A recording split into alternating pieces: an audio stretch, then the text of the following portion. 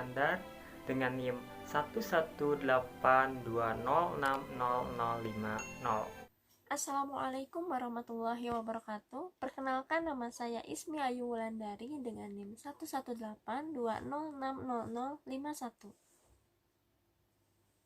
Assalamualaikum warahmatullahi wabarakatuh. Perkenalkan, nama saya Jessi Mustika Purnama dengan NIM 11820600054.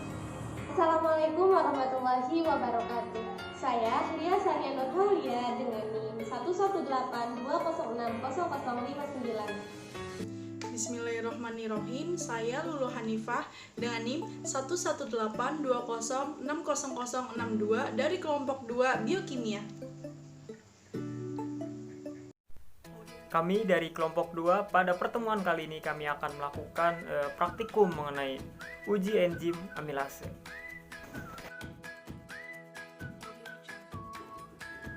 Untuk tujuan praktikum kali ini yaitu mengetahui kerja enzim alfa amilase dalam hidrolisis fatty dan juga faktor-faktor yang mempengaruhi aktivitas kerja enzim alfa amilase.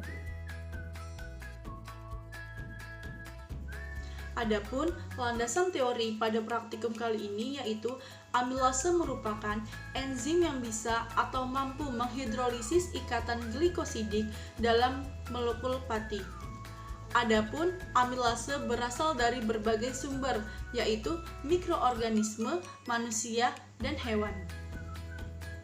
Menurut Ariandi, tahun 2016 halaman 74 dan 75 bahwa enzim amilase juga banyak dimanfaatkan dalam industri, yaitu dalam pembuatan dan fermentasi bir untuk konversi pati menjadi glukosa terfermentasi.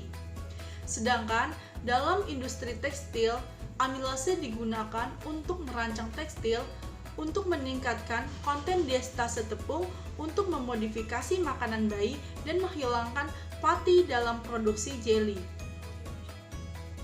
Menurut Istiana, tahun 2020 halaman 12 bahwa produksi enzim amilase dengan kualitas yang tinggi tidak lepas dengan adanya beberapa faktor yang mempengaruhi dan mendukung kerja enzim tersebut.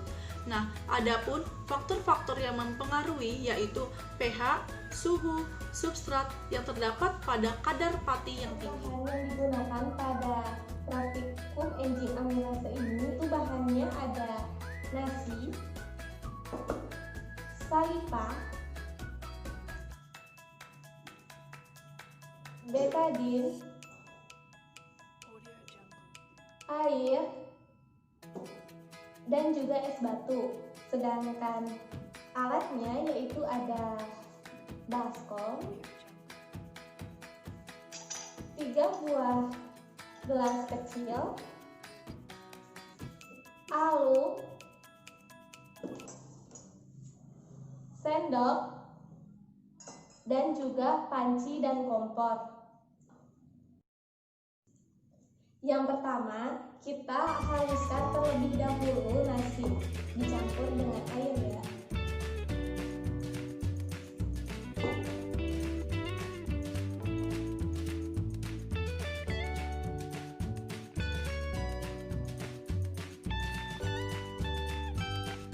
Selanjutnya kita masukkan nasi yang sudah halus ke dalam masing-masing gelas.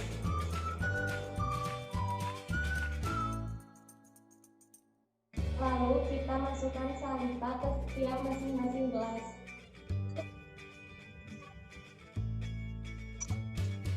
Selanjutnya kita akan membuat 3 perlakuan. Yang pertama, kita akan menyimpannya pada suhu ruangan. Yang kedua, kita akan menyimpan pada suhu yang panas. Dan yang ketiga, kita akan menyimpan pada suhu yang dingin.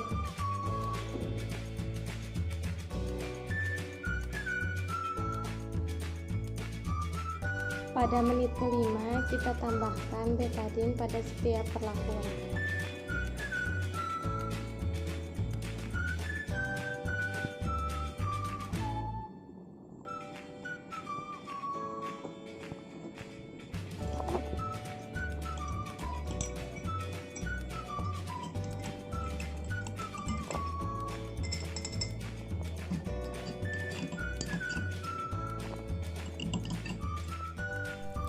Nah, ini dia hasil percobaan yang kita lakukan.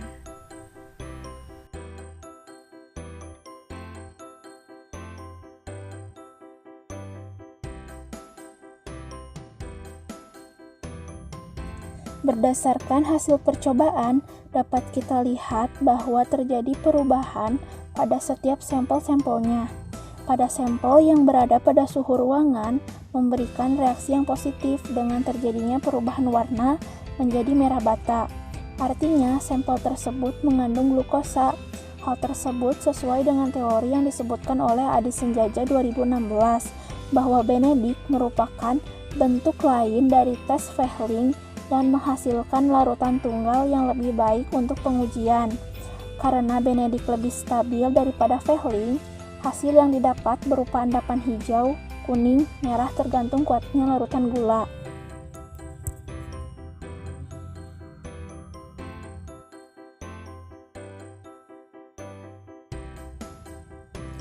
Uji yang dilakukan untuk mengetahui keberadaan glukosa adalah uji Benedict.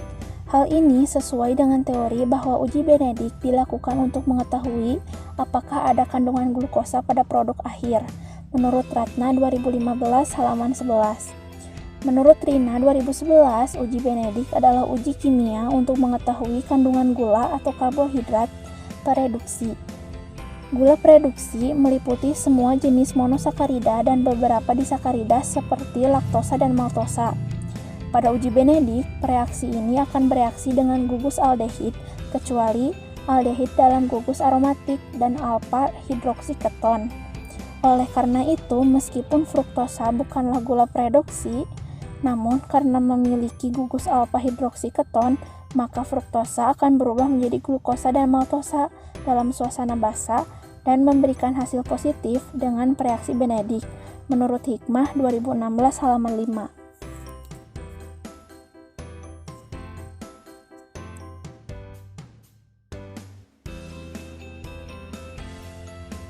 Pada sampel yang berada pada suhu panas dan dingin memberikan reaksi yang negatif. Pada sampel yang dipanaskan tidak terjadi perubahan apapun, dan pada sampel yang berada pada suhu dingin memberikan perubahan warna menjadi ungu. Berdasarkan hal tersebut, dapat kita ketahui bahwa aktivitas enzim dapat dipengaruhi oleh suhu.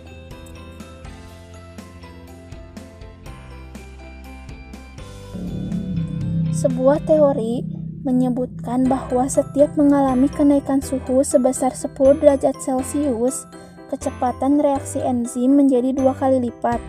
Hal ini berlaku dalam batas suhu yang wajar. Kenaikan suhu berhubungan dengan meningkatnya energi kinetik pada molekul substrat dan enzim. Pada suhu yang lebih tinggi, kecepatan molekul substrat meningkat. Setiap enzim mempunyai suhu optimum. Sebagian besar enzim manusia mempunyai suhu optimum sebesar 37 derajat Celcius. Sebagian besar enzim tumbuhan mempunyai suhu optimum sebesar 25 derajat Celcius. Peningkatan suhu yang ekstrim dapat menyebabkan atom-atom penyusun enzim bergetar, sehingga ikatan hidrogen terputus dan enzim terdenaturasi. Denaturasi adalah rusaknya bentuk 3 dimensi enzim dan menyebabkan enzim terlepas dari substratnya. Hal ini menyebabkan aktivitas enzim menurun. Denaturasi bersifat irreversibel atau tidak dapat balik. Menurut Rahmawati 2009 halaman 24.